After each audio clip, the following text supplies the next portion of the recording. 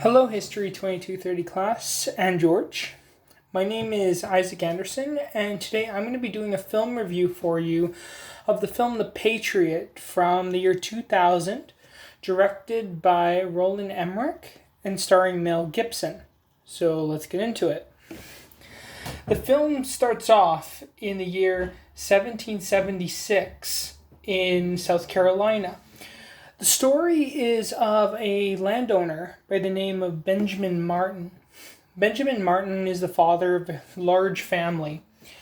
And after one of his sons is killed by a British officer, him and one of his other sons join up with the Continental Army.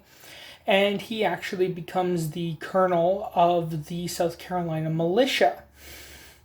And the entire film, which spans from 1776 all the way to 1781, is you basically get to see Benjamin Martin leading the militia through the Revolutionary War, and you get the famous scene at the end where he actually leads the militia and the Continental Army to victory at the Battle of Cowpens, which took place in 1781. In terms of accuracy about this film, I think the film is fairly accurate, but I think it's an amalgam of people and places during the Revolutionary War. And I noticed during my research that a lot of the characters in the film are composites of people of that time and particular characters who actually existed in history. So for this, I'd like to start off with Benjamin Martin, the actual lead character played by Mel Gibson. Benjamin Martin, I found, was a composite of a few different men. He's primarily based on the character of Francis Marion, who was known as the Swamp Fox. And the reason for this is because in the film, Benjamin Martin actually leads the militia and they make their headquarters in the swamps of South Carolina. So there is that connection there.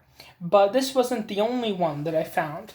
I found that Colonel Tavington, who is the colonel who actually shoots Benjamin Martin's son and is the colonel of the British Green Dragoon Force.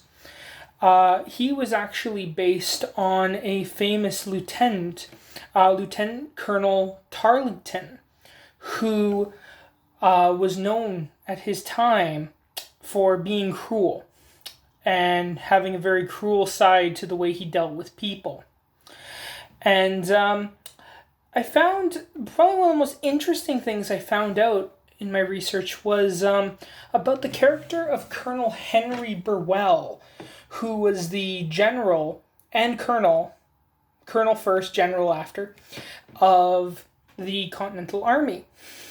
And he actually was based on the character of Lieutenant Colonel Henry Lee, which I found out was actually the father of Robert E. Lee. And this was really interesting for me to learn, like, who knew, kind of things. That was very interesting in terms of characters, and I found out that the only character in the entire film that seemed to retain his name and his place as a historical figure was the character of General Charles Cornwallis, who was the general and the lord who led the British Army, led the British troops. So I found all these things really interesting about all the characters. But that was that for characters. But I also found in terms of locations too, they took a lot of liberties when making this film with locations. A good example of this is probably the town of Pembroke, which is mentioned in the film quite a bit. That's the town where Anne, the fiance of Benjamin Martin's son, lives. it's depicted in the film in South Carolina, but it's actually in North Carolina, I found out, which is quite interesting, but it shows that the historical accuracy of it isn't very well balanced.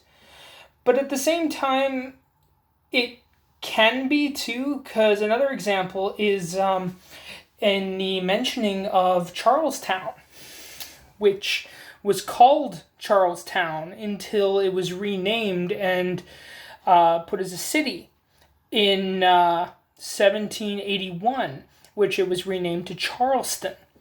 So I found that Charlestown, that type of accuracy with naming that, that's very interesting in terms of the historical accuracy from that point. But I think this film, if you're in it for entertainment, it's an excellent film to watch. If you're a fan of action, all those things, it's a fantastic film to watch. And I think if you're a history buff, you will likely find this movie entertaining with the costumes and the period and all of those things.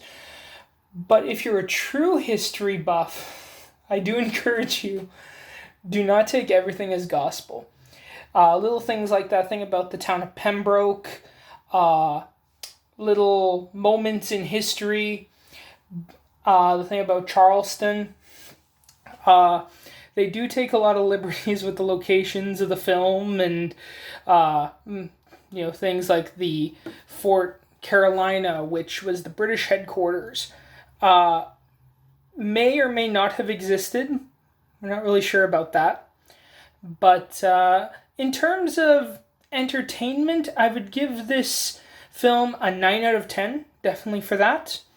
And in terms of historical accuracy, I'd give it probably 4 out of 10, probably, because a lot of those comparisons. But no, in my opinion, it's a fantastic film. It's a fantastic story. The characters are great. And I'd encourage all of you in the class and George, go out and watch it, and you can make that decision for yourself. So thanks for listening, and we'll see you in class.